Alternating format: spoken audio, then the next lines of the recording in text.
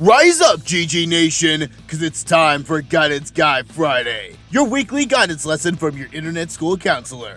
And today is opening day for the long-awaited Joker 2. Listen, I'm not French, I ain't gonna get none of that right. The movie that looks into the connection between the clown prince of crime and his right-hand lady. But here's the thing, I haven't seen this film yet, and even if I did, well, it's, it's rated R. Not that that's gonna stop some of you. So here's what we're gonna do. Let's look at the first couple of crime to answer the question. Can you save a bad relationship? We see toxic friendships all the time. And if we're brutally honest, you might be in one yourself. And in my work as a school counselor, I see it all the time. Friend A wants to quit friend B, but they just can't. They think the other person will change or that they could be the one to make them change. But is that true? Let's see if you should play the hero and save your toxic friendships. Let's go! It's guidance time! It's a name that puts a smile on my face. It makes me feel there's someone here I can relate to. Someone who might like to hear my secrets. So let's say you have what can be called a toxic relationship. Let's first define what that even is. A toxic friendship is a relationship in which one person mistreats the other. And this could look like a lot of different things. So we're gonna look at the mad clown and his jester to see how many red flags we can spot, and then ask yourself if you see any of those problematic behaviors in your relationships. You ready?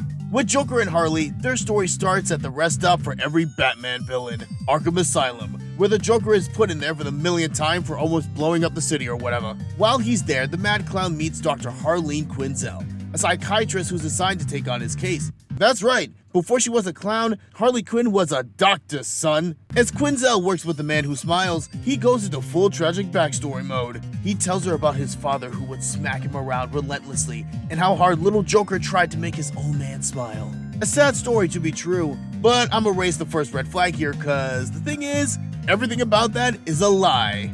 Why you always lying? Whatever story Mr. J told his new therapist was nothing more than a story he made up, and you might encounter the same thing. It could be a so-called friend who tells stories that make you go, Stop the cap.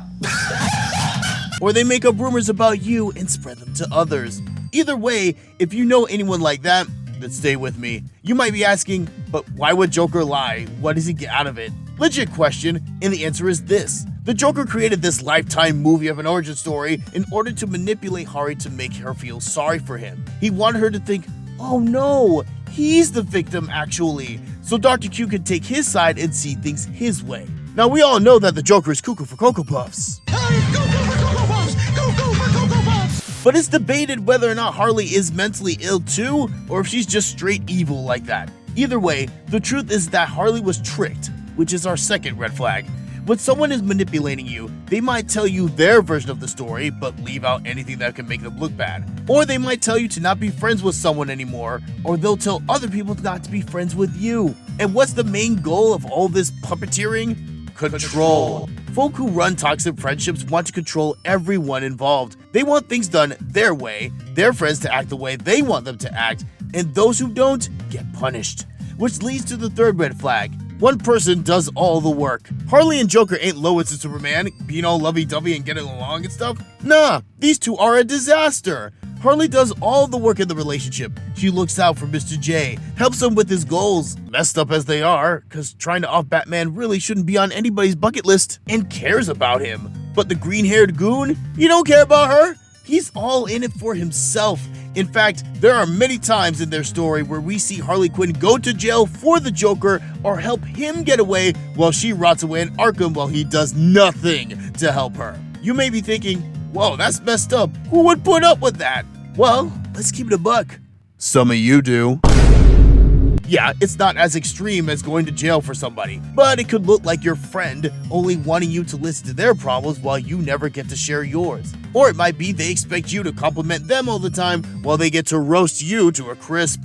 And all of this ends in drama. You have friends and then you don't. You have a big blow up with this person every other week, only to make up and start all over again. Trust, I see this way too often in schools. And as we see with our chaos duo, this is not just a student problem. But before we move on, take a moment to squash that subscribe button and give a like to this video if you like where this is going. So let's say that you see these red flags with Joker and Harley and you might be asking, why don't they just split up?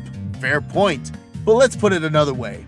That friend that you know you have drama with, Why don't you just split up with them? And now all this gal wants is to settle down with her lovin' sweetheart. You and the Joker? Right, Rooney?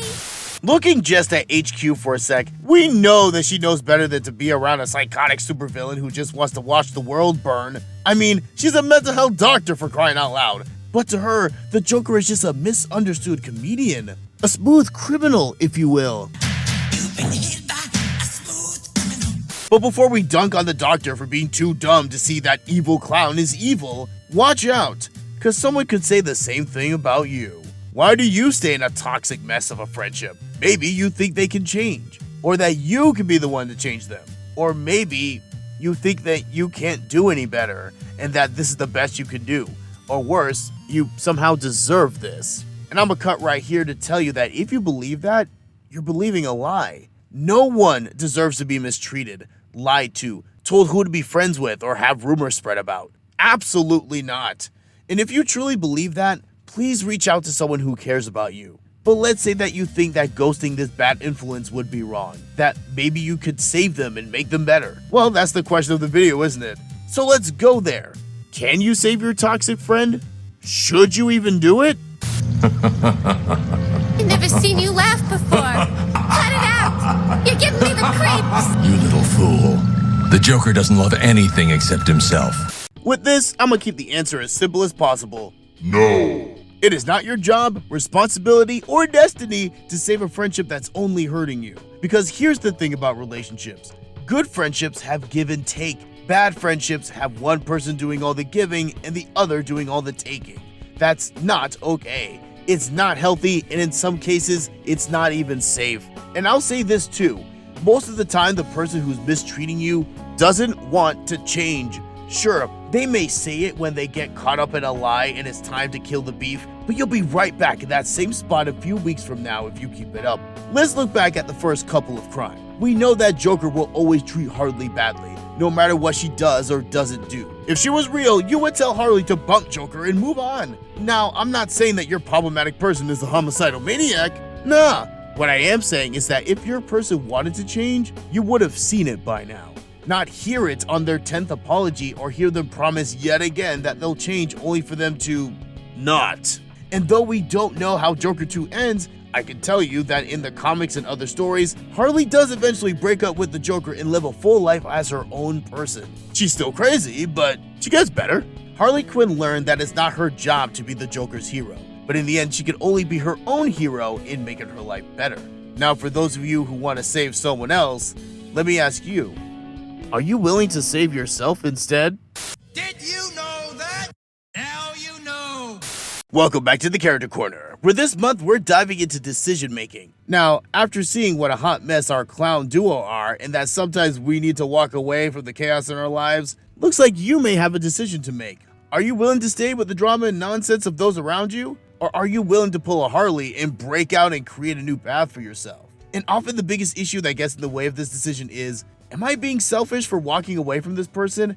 And I'm gonna tell you right now, no, you're not. Being a self-centered jerk is never the right move, but doing something because it benefits you isn't always selfish. Because here's a quick way to tell if what you want to do is actually selfish. Is my action going to cause harm to those around me? When we need to ghost someone for our own good, sometimes we're tempted to think that the other person will be worse off without us. But the truth is, nah, they won't be. They'll just find somebody else to take advantage of, mistreat, and blame for all their problems. Taking care of your mental health isn't selfish, in the same way that taking a shower or brushing your teeth isn't. Doing those things only benefits you, but it's also good for you. Making the right choice isn't always about right and wrong. Sometimes it's about choosing between what will harm you and what will heal you. But now it's time for you to return to the classroom. Just don't forget to do the YouTube thing on your way out. Until next time, GG Nation, Guidance Guy out.